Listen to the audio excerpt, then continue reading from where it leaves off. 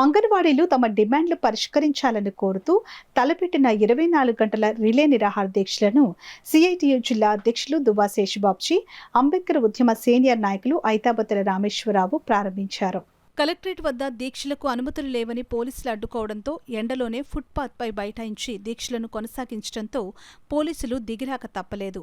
రాష్ట్ర ప్రభుత్వం అంగన్వాడీల న్యాయమైన చట్టబద్దమైన డిమాండ్లను పరిష్కరించాల్సింది పోయి పోరాడుతున్న అంగన్వాడీలపై జీవో నెంబర్ 2 ఎస్మా ప్రయోగించిన తీరు చూస్తుంటే ఉద్యమానికి ప్రభుత్వం ఎంతగా భయపడుతుందో అర్థమవుతుందని అన్నారు.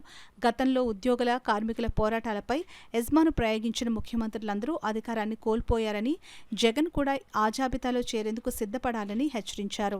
ఏ ఒక్క అంగన్వాడీ కూడా ప్రభుత్వ బెదిరింపులకు భయపడాల్సిన అవసరం లేదని, అంగన్వాడీ ఉద్యమానికి కావలసిన న్యాయ సహకారం అందిస్తామని ఆల్ ఇండియా లాయర్స్ యూనియన్ జిల్లా కార్యదర్శి భాస్కర్, రాష్ట్ర కార్యదర్శి జ్యోతి తెలియజేశారు. రాష్ట్రంలో 6 నెలల సమ్మెలను నిషేధిస్తూ జగన్ ప్రభుత్వం ఇచ్చిన ఆదేశాల పట్ల AP anganwadi workers and helpers union జిల్లా అధ్యక్ష కార్యదర్శులు దడాల పద్మ, ఎరుబండి చంద్రవతి మాట్లాడుతూ జగన్ ప్రభుత్వానికి అధికారం 2 నెలలే ఉండగా 6 నెలల ఆదేశాలను ఎలా ఇచ్చారని ఎద్దేవా చేశారు. రాష్ట్ర ప్రభుత్వానికి అంగన్వాడీ డిమాండ్లు పరిష్కరించడం మినహా మరొక మార్గం లేదని స్పష్టం చేశారు. అంగన్వాడీలకు నిత్యావసర ధరలకు అనుగుణంగా కనీస వేతనం 26,000 రూపాయలు చెల్లించాలని, సుప్రీంకోర్టు తీర్పు ప్రకారం గ్రాడ్యుటీ అంగన్వాడీలకు అమలు చేయాలని, లబ్ధిదారులకు మెరుగైన పౌష్టికాహారాన్ని అందించాలని, మినీ సెంటర్లను మెయిన్ సెంటర్లుగా మారుస్తూ తక్షణం జీవో విడుదల చేయాలని డిమాండ్ చేశారు. 24 గంటల దీక్షల్లో అంగన్వాడీ సంఘ జిల్లా నాయకులు Dhanalakshmi, Rajeshwari, Veeramani, Varalakshmi, Mangatayaru, Bandhavi, K Sita, M Gangabhavani, Ch Radha, Narayanamma, M Sujatha, G Premavathi, Nookaratnam, P Varalakshmi, D Veeramani తదితరులు పాల్గొన్నారు. మద్దతుగా సిఐటియు జిల్లా ప్రధాన కార్యదర్శి చక్కల రాజ్కుమార్, కోశాధికారి మలక రమణ, జిల్లా నాయకులు మేడిశెట్టి వెంకటరమణ, రాయుడు మోజెస్, ఐద్వా రాష్ట్ర ఉపాధ్యక్షురాలు రమణి, జీజీహెచ్ మెస్ యూనియన్ నాయకులు కృష్ణ తదితరులు మాట్లాడారు. రాష్ట్ర వ్యాప్తంగా ఈ రోజుకి 26వ రోజుకి సమ్మె కొనసాగింపుగా మేము అంగన్వాడీ ముందుకు కొనసాగుతున్నాము. ఈరోజు కాకినాడ జిల్లాలో రిలే నిరాహార దీక్షలు కూడా కూర్చోవడం జరిగింది.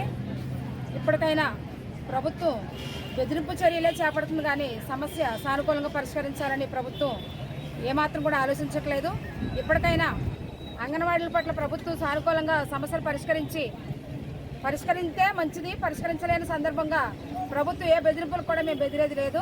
మా సమ్మెను ఇంకా ముందుకి ఉధృతంగా తీసుకెళ్తామని ఈ సందర్భంగా మేము డిమాండ్ చేస్తాం. ఈరోజు మా రాష్ట్ర వ్యాప్త పిలుపు మేరకు కాకినాడ జిల్లాలో 24 గంటల నిరాహార దీక్ష ప్రారంభించడం జరిగింది.